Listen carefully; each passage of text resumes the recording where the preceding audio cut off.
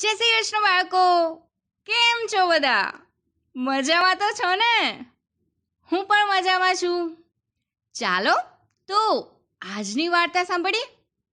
આજની વાર્તા લેવામાં આવી છે બાળક હસે ખડ ખડ ખડ નામના પુસ્તકમાંથી, અને વાર્તાનું નામ છે કોઈ જ નવરું નથી. તો ચાલો બાળકો, થોડા ઘણા મૌલિક ફેરફારો સાથે વાર્તા સાંભળીએ. એક નાનું અમસ્તું ગામ હતું. આ ગામમાં ઘણા બધા લોકો રહેતા હતા. એમાં એક પપ્પુ નામનો છોકરો પણ રહેતો હતો. આ પપ્પુને તો રમવું બહુ જ ગમે, એટલે બહુ જ ગમે.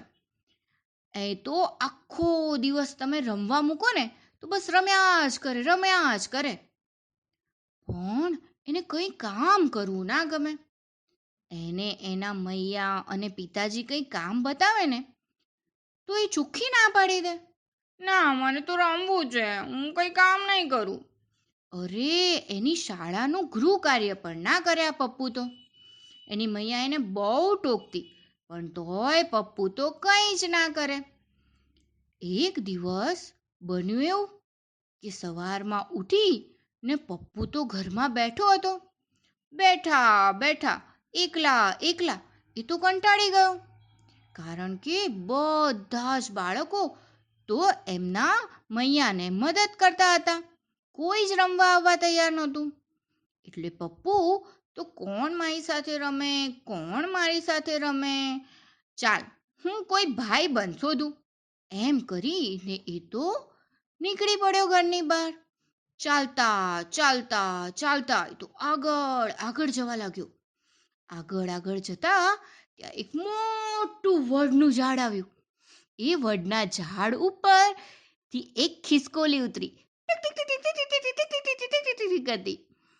એટલે ખિસકોલીને જોઈ અને આ પપ્પુભાઈ તો બોલ્યા, ખિસકોલી બેન, સાંભળો ને જરા, મારી સાથે બેસો ને જરા, રમો ને જરા, હસો ને જરા.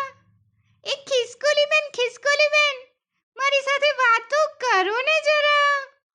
શું તમે મારા ભાઈબંધ બનશો? આમ કહ્યું એટલે પેલી ખિસકોલીએ તો તરત જ પપ્પુ સામે જોયું અને એ તો કહેવા લાગી,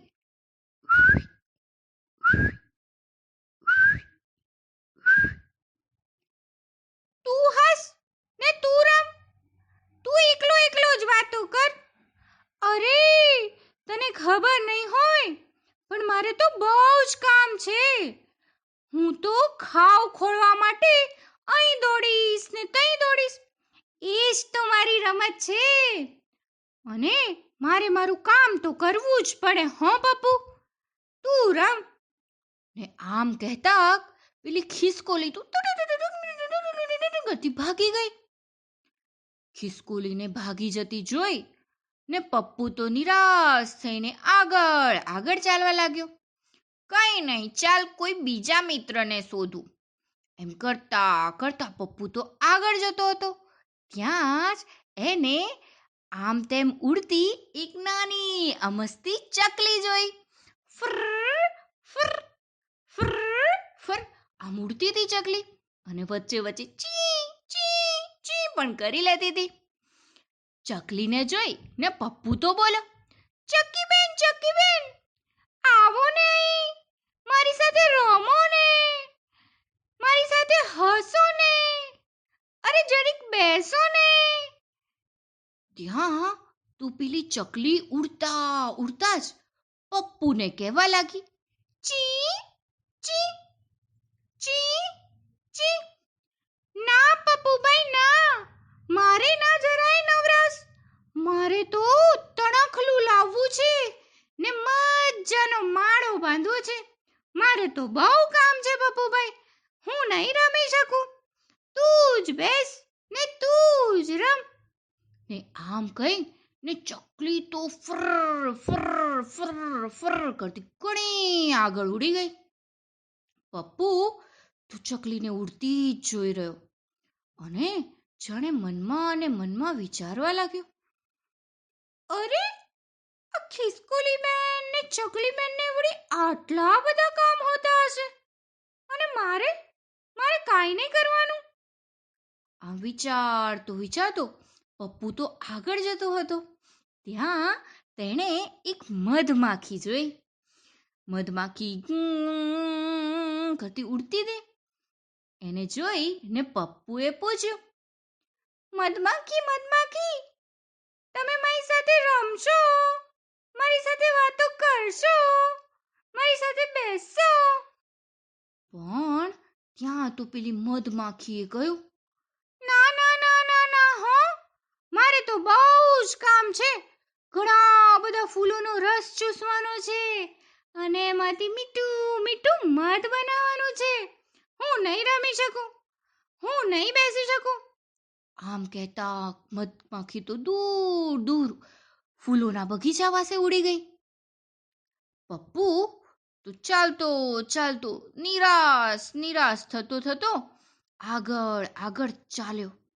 ત્યાં આગળ ખડખડ ખડખડ ખડખડ ખડખડ ખડખડ ખડખડ ખડખડ ખડખડ વહેતી નદી આવી. નદી કિનારે પહોંચ્યો એટલે પપ્પુને થયું, ચોક્કસ નદી માતા તો મારી સાથે રમશે જ.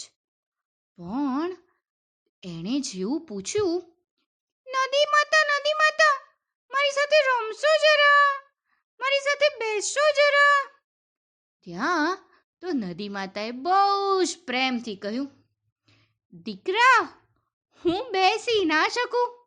મારું તો કામ જ છે સતત વહેતા રહેવાનું. જો હું ઊભી રહી જાઉં તો હું નદી શાની? મારે તો આગળ જ જવું પડશે, વહેતા જ રહેવું પડશે. પણ તું મારા કિનારે બેસ, તું શાંતિથી રમ. આવું કહી ને નદી તો ખડખડ ખડખડ ખડખડ ખડખડ વહેવા લાગી. આ જોઈ ને પેલો પપ્પુ તો નદી કિનારે ટપ કરતો બેસી ગયો અને બેસ્યો ને ઊંચે ઊંચે આકાશમાં જોવા લાગ્યો. ત્યાં તો એણે જોયું તો એને સૂરજ દાદા દેખાયા. એટલે એ તો સૂરજ દાદાને કંઈક પૂછવા જ જતો હતો. પણ એ પહેલા તો સૂરજ દાદાએ સામેથી કહી દીધું, એ પપ્પુ, શું કહે છે તું મને? હું તારી સાથે રમું એમ? પણ તું જ કે, હું કેવી રીતે રમું? હું કેવી રીતે તારી સાથે બેસું? મારે તો પૂર્વમાંથી ઉગીને પશ્ચિમમાં જવાનું હોય છે.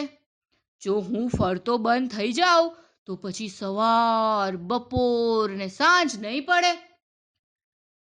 પણ હું જોઉં છું કે તું ક્યારનોય બધાને પૂછ કરે છે. પણ તે જોયું ને પપ્પુ કે આ દુનિયામાં બધાયને કંઈક ને કંઈક કામ હોય જ છે. કોઈ નવરું નથી હોતું. માટે તું પણ ઘરે જા. તારા માટે પણ કંઈક ને કંઈક કામ તો હશે જ, હે ને? સૂરજ દાદાની વાત સાંભળી ને પપ્પુને તો થયું, હા, સૂરજ દાદાની વાત તો સાચી છે. મારી પાસે ઘણા કામ છે, પણ એ તો હું કરતો નથી. એટલે ગૃહ કાર્ય પણ બહુ બધું છે, પણ મેં આજ સુધી કર્યું જ નહીં. મારે પણ આ ખિસકોલી બેન, ચકલી બેન, મધમાખી બેન, નદી માતા અને સૂરજ દાદાની જેમ પોતાનું કાર્ય કરવું જ જોઈએ. કરીશ જ. આમ કહીને તો સૂરજ દાદા સામે જોઈને બોલવા લાગ્યો, હા સૂરજ દાદા, હા, હું પણ મારું કામ કરીશ. મારે પણ ઘણું કામ છે. ચાલો તો હું મારા ઘરે જાઉં. અને એમ કહી ને પપ્પુ તો દોડતો કૂદતો આનંદમાં આવી ફટ પોતાના ઘરે ગયો. ઘરે જઈને એને તો એની મૈયાને મદદ કરાવી, એના પિતાજીને થોડું ઘણું કામમાં મદદ કરી અને પછી પોતાનું ગૃહ કાર્ય કરવા બેસી ગયો. અને ક્યારે દિવસ પૂરો થઈ ગયો એની પપ્પુને ખબર જ ના પડી. પપ્પુને તો આવું કામ કરવાની મજા પડી ગઈ. અને હવે તો આ પપ્પુભાઈ રોજ વહેલા ઉઠી જાય છે, એમનું કામ કરે છે ને મજા કરે છે. વાર્તા થઈ ગઈ પૂરી, બાળકોને મજા પડી. ચાલો જઈએ પોઢી, નિંદર આવી પહોંચી. કાલે મળીશું ફરી, વાર્તા લઈને નવી. તો ચાલો બાળકો, આજનું ઉખાણું સાંભળીએ. નાની નાની ચાંચ, નાની નાની પાંખ, ચીંચી ચીંચી બોલું, બોલો બોલો હું કોણ? આ ઉખાણાનો જવાબ તમે મને જરૂરથી મોકલાવજો.